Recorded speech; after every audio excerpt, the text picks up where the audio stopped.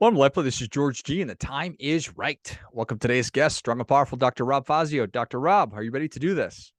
I'm ready, George. All right, let's go.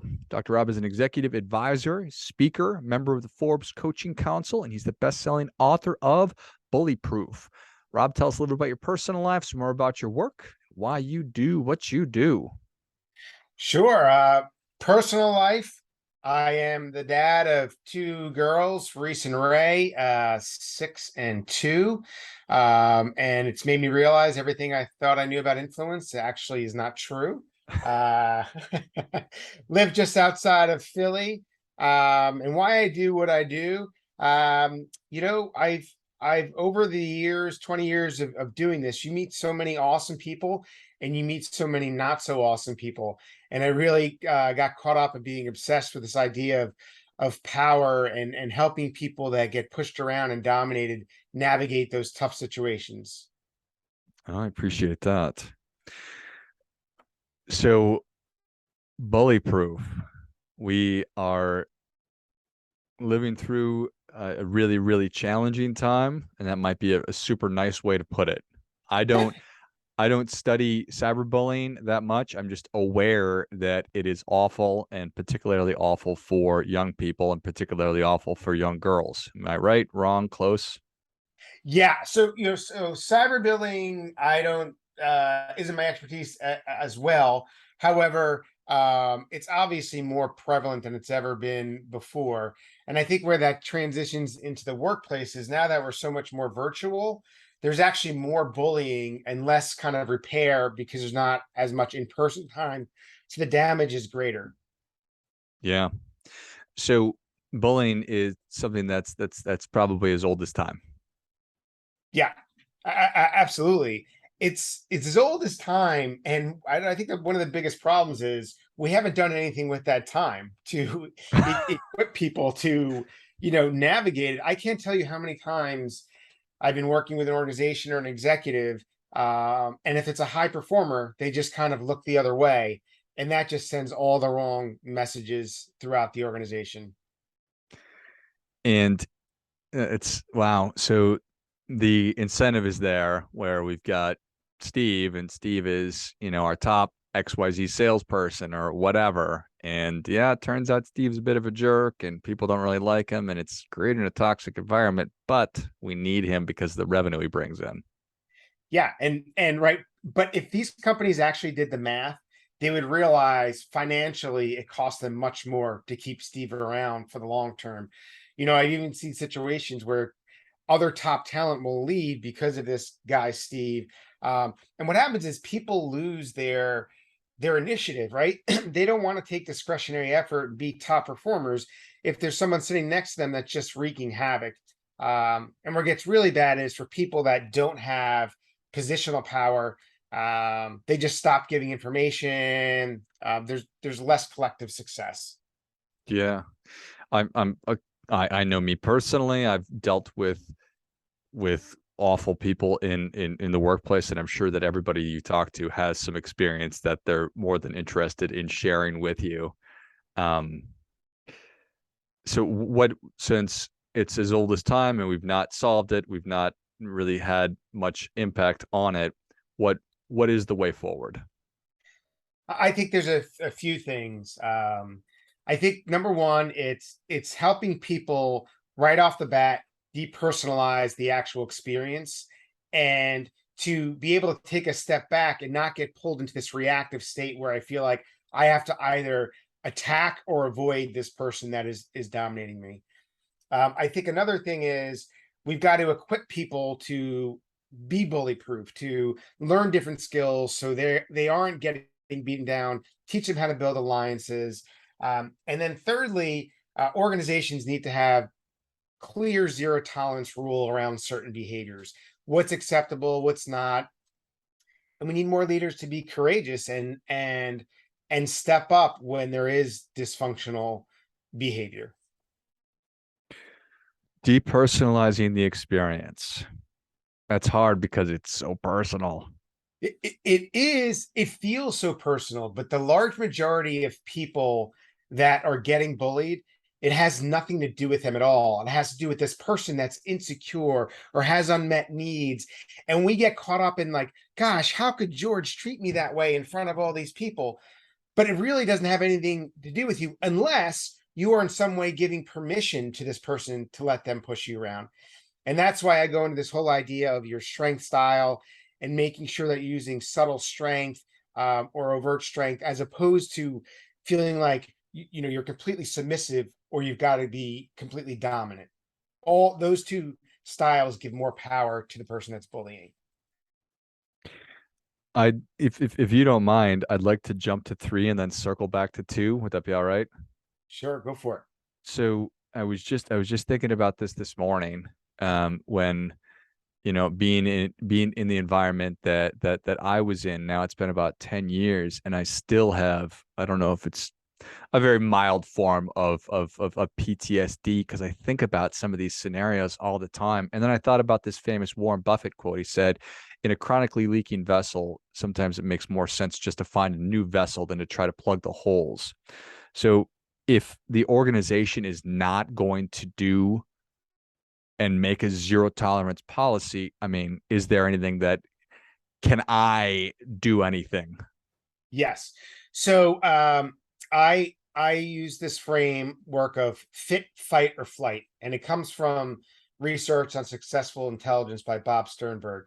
But essentially, if you're in a situation and it's a fit, great. If it's not, then you try to influence the situation, the person.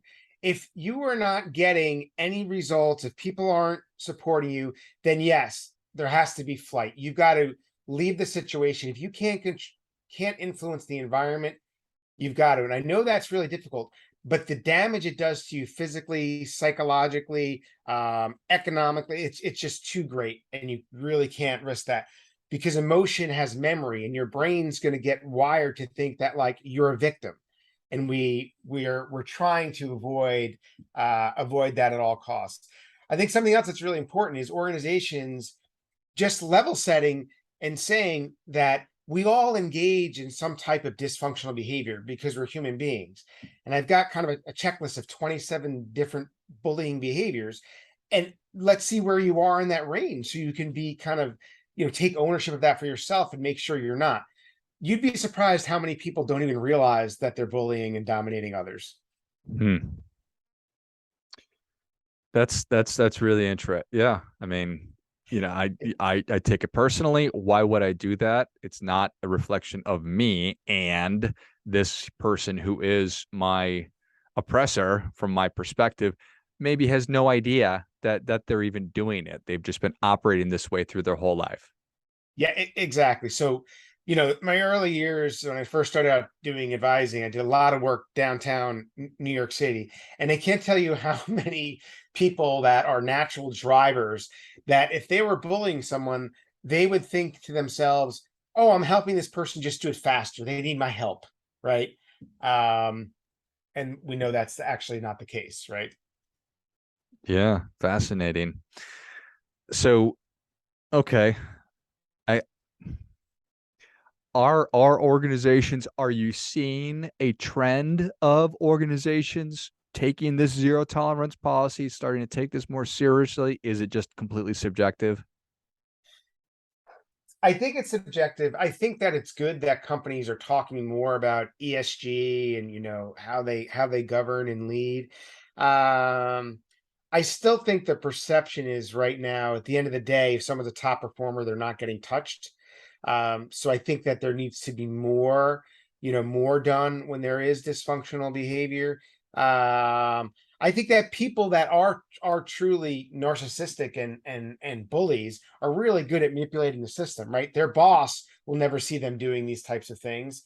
The board will never see them doing it. It's the people that they can control doing that. So that's why, there needs to be clarity and really saying, listen, we are not tolerating these types of behaviors. The word bullying is very loaded, but what does that mean? Is it not giving information? Is it berating someone? Is it closing down conversations? So you really should have somewhat of a charter on a team around what we're moving towards and what we're moving away from. Yeah. I think that that makes sense. So for me, the individual, then I'm working to depersonalize the experience. Hopefully I'm within an organization that is trying. So I see, okay, this is a great career fit for me. I I I like my role within the organization. I like the culture and CEO or whoever, but it's just this couple of people. How can I become more bully proof? So the first thing is the after depersonalizing, taking ownership, meaning that you're actually going to do something and you're going to have a plan. And that plan should not just involve you. You want the perspective of other people, and in particular, other people that are alphas and strong, have strong personalities. I call them aware, adaptive alphas. If you partner with alphas that have strong personalities, but get the importance of bringing other people along, they are very good at buffering the negative impact of someone who's unaware, non-adaptive. So building those alliances naturally, I think that having conversations and letting the person know that it's not okay the way that you're being treated, but the way you do that is critical. So there's an acronym in the book called DEALS, which stands for depersonalize, empathize, align, look for the hook, and show strength. So I won't go through all of those. We already talked about depersonalize, but the empathize part shifts the dynamic so much because people, when they're interacting with bullies, are so used to, like I said, either avoiding or attacking. If you actually try to understand the bully's ambitions, which I know sounds crazy, what they're trying to accomplish, let them know that you're not a threat. It changes the pattern in the interaction. They're not used to that. So they're more likely to be influenced with you. And then it's easier to give them some feedback when you're playing into their ambitions and priorities. Can you give me an example of that? Yeah, sure. So let's say I work with you and I feel like you're bullying me all the time, and I get through that. Okay, you know what? This is just George's style, but I've got to change that. You continue to do it. And rather than me just say, "Hey, George, this has got to stop. You can't do that." I say, "George, look, no, there's a lot of pressure on quarters end. I know that you said it's really important for you to hit this number. I think that is as well. Can we talk a little about how I could help you do that?" And then you layer it there. Then you go into, hey, another thing that'd be helpful to me is when we communicate, here's my preference, what's yours. So it's kind of like a continuum where you're starting out more subtle and then you get more overt around pulling out the behaviors. What you don't want to do is getting to a boxing match with a bully because that's their turf. You want to get into a position where they feel like you're walking alongside them and you're partnering in some way. That makes sense. Not easy, but it makes Not sense. easy. No, none of it's easy. The whole aligning in the A too, the aligning and agreeing, it's painful for someone who feels like they're getting beat up to say, "Hey, George, you know what? I agree with what you said on this point," because we just want to take them out, right? Like Yeah. you know, but you'll see how the shift happens. It A bully will start to see outside of themselves somewhat, if they're not a true narcissist. If you actually tap into that, there's something that happens in the brain where they're more open-minded because they're so used to people, you know, really pushing back or completely avoiding them. Yeah. All right. So depersonalize, empathize, align. What's the L? L is look for the hook. So, in most conflict or tough conversations, people leave somewhat of an opening. So that hook might be what's really important to them, what really is motivating to them, right? What's their motivational currency? Is it performance, people, power, purpose? I mentioned their ambitions, but sometimes it's just a pause where you see that and there's an opportunity to say, hey, you know what? This is a really tough conversation or something like that, where there's always something in a conversation where there's an opportunity and you want to do that. And then the final one, S, is show strength. And so you you know, I don't want people coming out and being aggressive. But what I want people to do is to let that other person know in some way that you don't give them permission to do that. So it might be a pointed question. It might be using humor. But you want to make sure that you demonstrate some type of strength, so you're not letting that person push you around. Makes sense.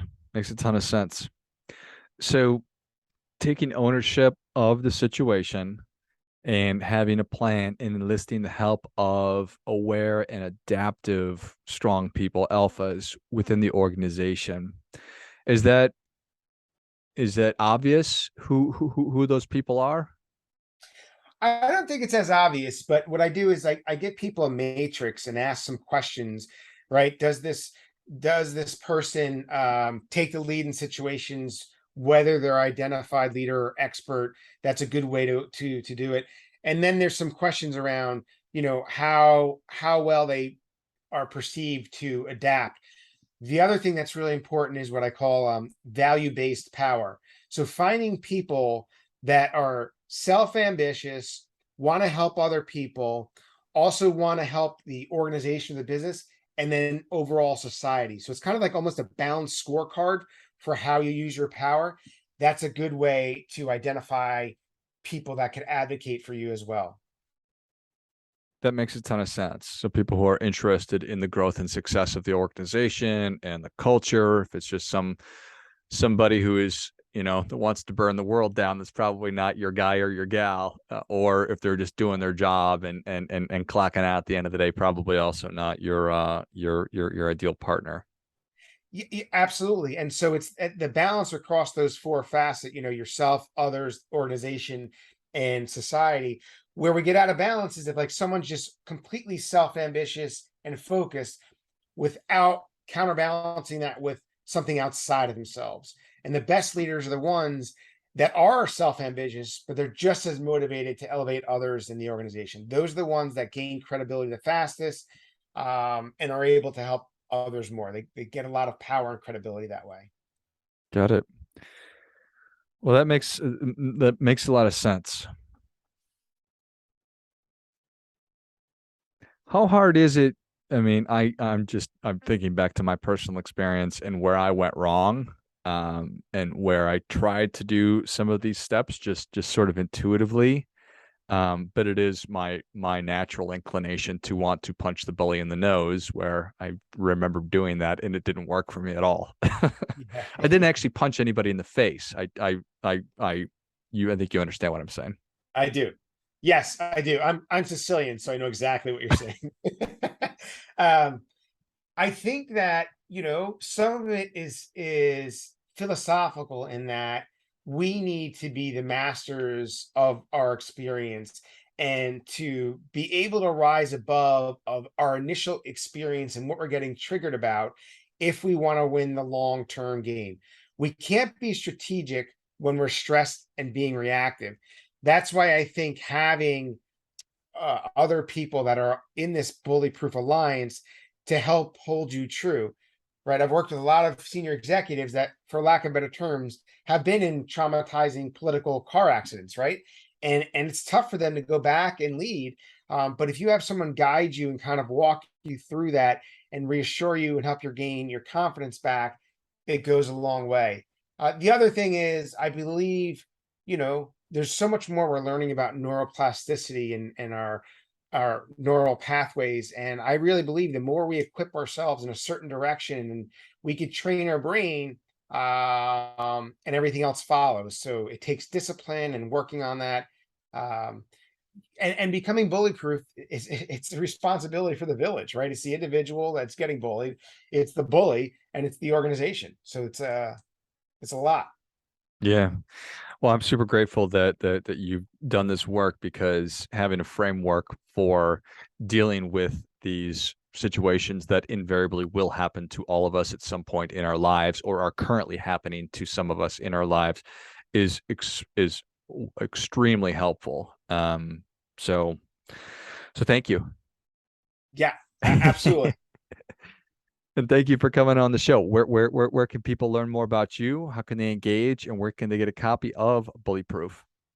So I think that, all things bully proof, if you go to getbullyproof.com, There's some free templates, there's quizzes, there's a great quiz that's Wait, Am I a Bully? I encourage people to take that quiz. LinkedIn, usually a couple times a week, I do a quick 1 minute or less learning on the topic. So if people have ideas that they want to hear about, let me know. And you can get the book at Barnes and Noble, at your favorite bookstore, anywhere really. Excellent. If you enjoyed this as much as I did, show Dr. Rob your appreciation and share today's show with a friend who also appreciates good ideas. Go to getbullyproof.com. And if you're wondering, maybe I'm the bad person in this scenario, take the quiz. Wait, am I a bully? And then pick up a copy of BullyProof where you buy your books. Thanks again, Rob. All right. Thanks, Greg. Appreciate it. And until next time, remember, do your part by doing your best.